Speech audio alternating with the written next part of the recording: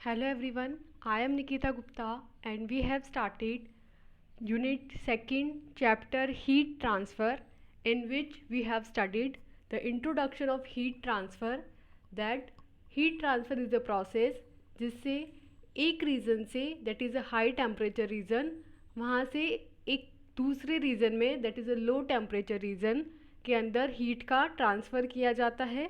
Then इसमें हमने heat transfer के ऑब्जेक्टिव को स्टडी किया कि हीट ट्रांसफ़र का प्रोसेस क्यों किया जाता है।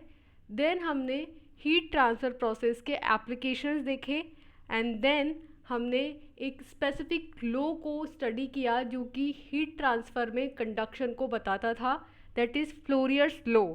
Now we are going to start our next topic, that is mechanism of heat transfer, कि किस मैकेनिज्म के थ्रू हीट का ट्रांसफ़र किया जाता है। So heat transfer mechanism are simple way by which thermal energy is transferred between objects। Heat transfer का जो mechanism है वो बहुत सिंपल होता है। इसके अंदर क्या होता है, जो थर्मल एनर्जी होती है वो ऑब्जेक्ट्स के बीच में ट्रांसफ़र की जा रही होती है। It is based on the simple principle that kinetic energy tries to be equilibrium और एट इक्वल एनर्जी स्टेट्स। तो जो हीट ट्रांसफ़र का बेसिक प्रिंसिपल है वो ये है कि जब दो ऑब्जेक्ट्स के बीच में काइनेटिक एनर्जी का डिफरेंस होता है तो हीट का ट्रांसफ़र किया जाता है ताकि काइनेटिक एनर्जी इक्विलिब्रियम में आ जाए या दोनों ही ऑब्जेक्ट के अंदर जो एनर्जी स्टेट है वो इक्वल हो जाए। तो उस एनर्जी स्टेट को इक्वल करने के लिए जो हाई एनर्जी स्टेट वाला जोन है, रीजन है, वहाँ से लेस एनर्जी वाले जोन की तरफ हीट का ट्रांसफ़र किया जाता है ताकि एक इक्विलिब्रियम लाया जा सके। There are 3 different ways for heat transfer to occur, namely conduction, convection and radiant heat. तो इस हीट ट्रांसफ़र के प्रोसेस को करने के लिए 3 डिफरेंट वेज होते हैं। पहला होता है कंडक्शन, जिसके अंदर बिना मिक्सिंग किए हीट का ट्रांसफ़र होता है एक रीजन से दूसरे रीजन में। देन होता है कन्वेक्शन, जिसके अंदर मिक्सिंग होती है हीट ट्रांसफ़र के लिए। एंड देन थर्ड होता है रेडिएंट, जिसके अंदर रेडिएशन या इलेक्ट्रोमैग्नेटिक वेव्स का यूज़ होता है हीट ट्रांसफ़र के लिए। So there is one more related phenomena that transfers latent heat called evapotranspiration. So in conduction, convection और रेडिएंट हीट के अलावा एक और फिनोमिना है जिसके बारे में हम समझेंगे, जो कि हीट ट्रांसफ़र के लिए यूज़ किया जाता है, जिससे लेटेंट हीट का ट्रांसफ़र होगा, और इस फिनोमिना को कहते हैं इवोपोर ट्रांसपिरेशन। सो हमने क्या देखा हीट ट्रांसफ़र के मैकेनिज़्म में, कि हीट ट्रांसफ़र की जो मैकेनिज़्म है वो बहुत ही सिंपल वेज से होती है। इसके अंदर बेसिकली थर्मल एनर्जी का ट्रांसफ़र किया जा रहा होता है, क्योंकि आपको पता है कि दो ऑब्जेक्ट्स के अंदर, हमने जैसे कि पहले डिस्कस किया है, मॉलिक्यूल्स होते हैं और मॉलिक्यूल्स में एटम होते हैं। ये एटम्स वाइब्रेट कर रहे होते हैं, इसके वाइब्रेशन की वजह से एनर्जी प्रोड्यूस हो रही होती है, और जिस ऑब्जेक्ट के अंदर जितने एटम्स जितना ज़्यादा मूवमेंट करेंगे उतनी ही ज़्यादा उसकी काइनेटिक एनर्जी हो जाएगी। और दो ऑब्जेक्ट्स को जब पास में लाया जाएगा तो एक की काइनेटिक एनर्जी जब ज़्यादा होगी दूसरे से, तो वो कोशिश करेंगे इक्विलिब्रियम मेंटेन करने की, जिसके लिए ज़्यादा काइनेटिक एनर्जी वाला जो ऑब्जेक्ट है वो कम काइनेटिक एनर्जी वाले ऑब्जेक्ट को अपनी हीट ट्रांसफ़र करेगा। तो इस तरीके से इक्विलिब्रियम मेंटेन करने के लिए हीट का ट्रांसफ़र किया जाता है। हीट को ट्रांसफ़र करने के 3 मैकेनिज़्म हैं। फर्स्ट है कंडक्शन, सेकंड है कन्वेक्शन एंड थर्ड है रेडिएंट हीट। और इसके अलावा हमने एक और डिफरेंट फिनोमिना की बात करी जिसके थ्रू लेटेंट हीट का ट्रांसफ़र किया जाता है, और इसको बोलते हैं इवोप्रो ट्रांसपिरेशन। देन अब हम देखेंगे इन मैकेनिज्म के अंदर first mechanism, that is conduction. So conduction heat is transferred due to molecular motion and interaction. Means कि जो कंडक्शन हीट होती है उसके अंदर क्या होता है, एनर्जी का ट्रांसपोर्ट होता है, किसकी वजह से, मॉलिक्यूलर मोशंस की वजह से एंड इंटरैक्शंस की वजह से। मीन्स कि जब मॉलिक्यूल्स के अंदर जो एटम्स हैं वो मोशन कर रहे होते हैं, वाइब्रेट कर रहे होते हैं, और उनके वाइब्रेशन में एक मॉलिक्यूल दूसरे मॉलिक्यूल के साथ इंटरेक्ट होता है, तो एक मॉलिक्यूल से या एक एटम से जो एनर्जी है वो दूसरे एटम में ट्रांसफ़र होती है। और ऐसे जो जैसे मान लीजिए ये एक आपका ऑब्जेक्ट है, इसके अंदर बहुत सारे इस तरीके से एटम्स प्रेजेंट है जो बहुत पास पास में हैं, तो ये एटम ने वाइब्रेट किया तो इसके थ्रू जो एनर्जी जनरेट हुई वो इसने पास वाले को ट्रांसफ़र करी, फिर पास वाला उसके पास वाले को। तो इस तरीके से मॉलिक्यूल्स के मोशन की वजह से और इंटरेक्शन की वजह से एनर्जी का ट्रांसपोर्ट होता है। Conduction heat transfer through solids is due to molecular vibration. तो इसके अंदर जो कंडक्शन में हीट ट्रांसफ़र होगा वो सॉलिड्स के थ्रू होगा, और ये सॉलिड्स में क्या हो रहा होता है, मॉलिक्यूलर वाइब्रेशन हो रहा होता है। इस मॉलिक्यूलर वाइब्रेशन की वजह से जो एनर्जी है वो हीट की फॉर्म में जनरेट हो रही होती है, और फर्दर वो मोशन करके जो अदर मॉलिक्यूल्स है, एटम्स हैं, उनके साथ इंटरेक्ट करके उनमें ट्रांसफ़र होती है। और इसमें फ्लोरियर लॉ होता है जो कंडक्शन को डिटरमाइन करता है। तो यहाँ पे आपको दी गई है एक टेबल जिसमें बताया है thermal conductivity of common material. कुछ मटेरियल्स हैं जिनकी थर्मल कंडक्टिविटी को बताया गया है, दैट इज़ कांस्टेंट के। सो अगर हम बात करें फर्स्ट कॉपर की, तो कॉपर के लिए थर्मल कंडक्टिविटी होती है 400 W/m²। एल्यूमिनियम के लिए होती है 240 W/m²। देन कास्ट आयरन के लिए होती है 80, वाटर के लिए होती है 0.61 एंड एयर के लिए होती है 0.026। सो यहाँ पे कुछ मटेरियल्स दिए गए हैं जिनकी थर्मल कंडक्टिविटी को बताया गया है। यहाँ पे एक डायग्राम भी बताया गया है जिसमें आप देख सकते हैं कि कैसे पिस्टन सिलेंडर वॉल्स के थ्रू कंडक्शन हो रहा होता है। तो जैसे कि हम फ्लोरियर लॉ देख के आए हैं जिसके अंदर हमने कहा था कि जो हीट ट्रांसफ़र की रेट है वो डिपेंड करती है dt/dx पे और एरिया पे। That means per unit length कितना टेम्परेचर डिफरेंस है फर्स्ट, और दूसरा कितने एरिया के बीच में हीट का ट्रांसफ़र हो रहा है।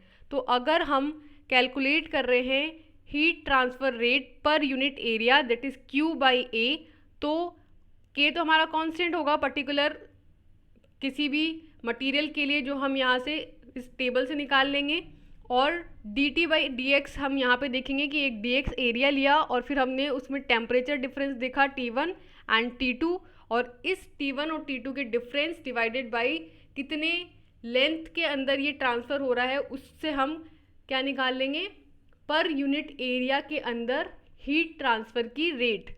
तो इस तरीके से कंडक्शन का प्रोसेस का मैकेनिज़्म होता है जिसमें हम हीट ट्रांसफ़र की रेट को कैलकुलेट करते हैं।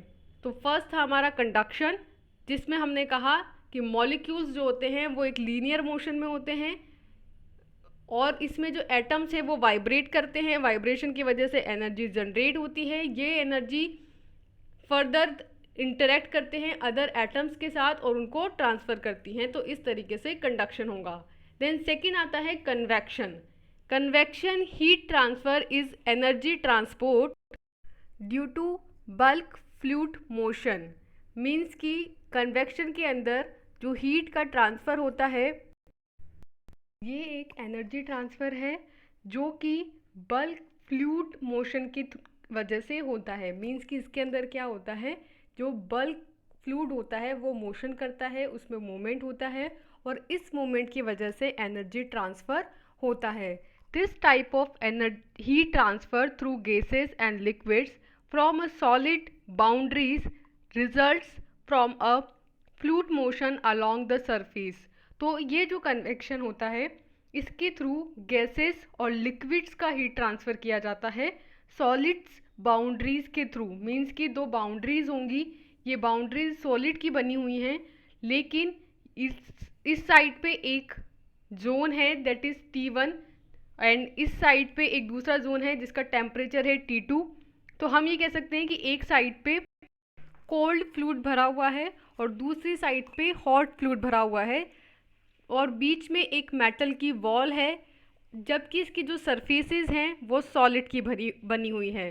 तो जब ट्रांसफ़र होगा हीट का, तो यहाँ पे एक डिफरेंट टेम्परेचर है, इस बाउंड्री पे एक अलग टेम्परेचर है, इस बाउंड्री के अंदर मेटल वॉल के अंदर एक अलग टेम्परेचर है, देन सेकंड बाउंड्री पे एक अलग टेम्परेचर है, और उस बाउंड्री के दूसरी तरफ जो कि सेकंड जोन है हमारा, that is a hot fluid zone, उसके अंदर एक डिफरेंट टेम्परेचर है।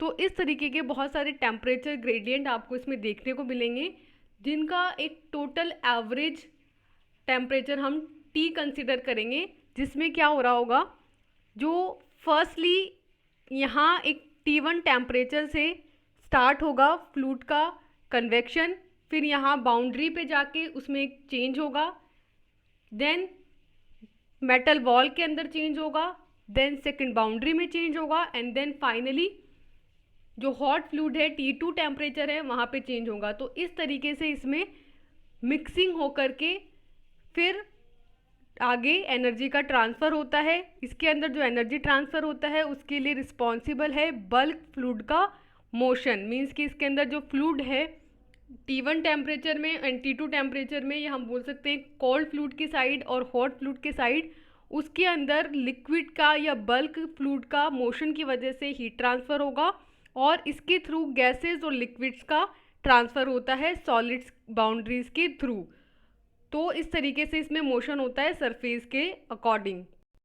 इस कन्वेक्शन प्रोसेस को आप यहाँ एक डायग्राम से भी देख सकते हैं कि इस वॉल के इस साइड पे एक टेम्परेचर है T1 दैट इज़ 100, और दूसरी साइड पे जो टेम्परेचर है that is T coolant is equals to 80, means कि वो टेम्परेचर जिसका जो कूल है कंपैरेटिवली T1 के, उसको बोला है हमने T coolant and that is equals to 80। तो फिर यहाँ पे जो मिक्सिंग के थ्रू ट्रांसफ़र हो रहा है हीट का, तो पहले हमने कंडक्शन में देखा था कि इस तरीके से ट्रांसफ़र हो रहा था इन अ स्ट्रेट लाइन, लेकिन यहाँ पे मिक्सिंग होकर के इस तरीके से गिरता हुआ, टेम्परेचर चेंज होता हुआ, फ्लूइड मोशन करता हुआ इसके अंदर एनर्जी का ट्रांसफ़र होता है। तो यहाँ पे एक टेबल बताई गई है जिसमें आप देखेंगे कि कन्वेक्शन के फर्दर 4 टाइप्स होते हैं, देन उसका डिस्क्रिप्शन दिया गया है, और उस पर्टिकुलर कन्वेक्शन टाइप के लिए हीट ट्रांसफ़र कोफिशिएंट को बताया गया है।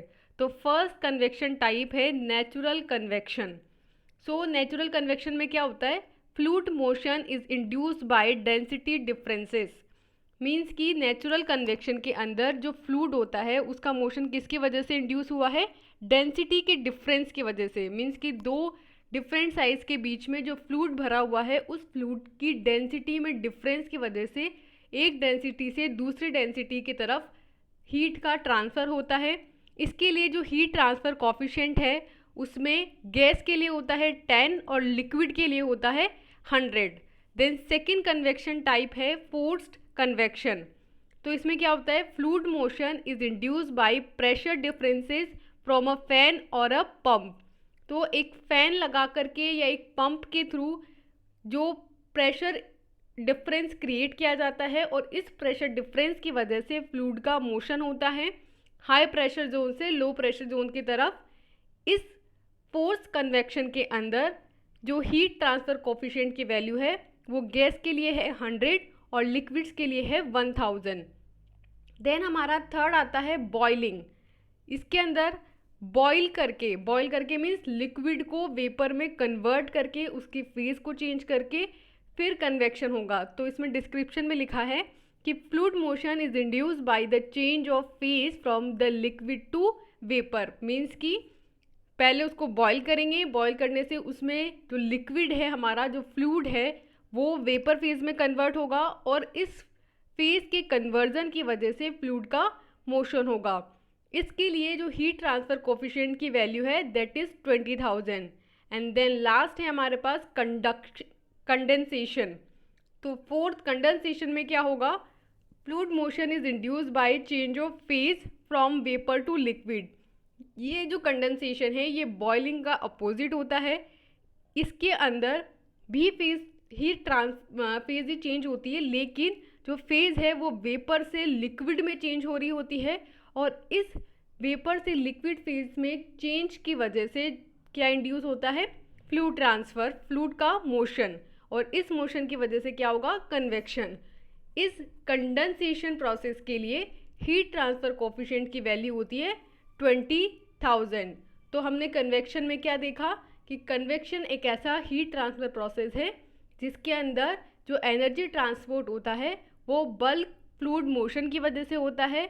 इसमें गैसेस और लिक्विड्स के थ्रू हीट का ट्रांसफ़र होगा सॉलिड्स बाउंड्रीज के थ्रू, जिसकी वजह से जो सरफेस है उसके अलोंग फ्लूइड का मोशन होगा।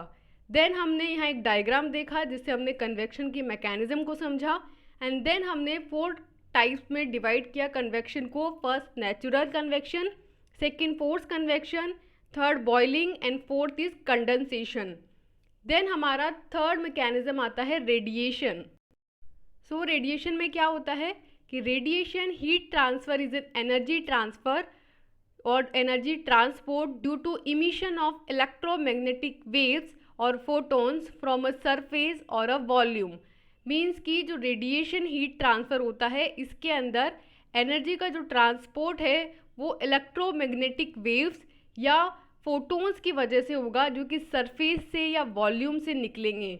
मीन्स कि किसी सरफेस से ये जो इलेक्ट्रोमैग्नेटिक वेव्स निकल रही हैं, जो डिफरेंट वॉल्यूम से फोटॉन्स निकल रहे हैं, उनके इमिशन की वजह से एनर्जी का ट्रांसपोर्ट होगा और इस एनर्जी ट्रांसपोर्ट से रेडिएशन हीट ट्रांसफ़र होता है। यहाँ एक डायग्राम, एक फिगर बताया गया है जिसमें all moving charge particle emit electromagnetic radiation. आप देख सकते हैं कि जितने भी मूविंग पार्टिकल्स हैं, चार्ज पार्टिकल्स हैं, वो इलेक्ट्रोमैग्नेटिक रेडिएशंस को इमिट कर रहे हैं और इस इलेक्ट्रोमैग्नेटिक रेडिएशन के इमिट होने की वजह से हीट का ट्रांसफ़र होता है। तो हमने यहाँ कंप्लीट किया है हीट ट्रांसफ़र की मैकेनिज़्म, जिसमें हमने 3 मैकेनिज़्म देखी है हीट ट्रांसफ़र की: कंडक्शन, कन्वेक्शन एंड रेडिएशन।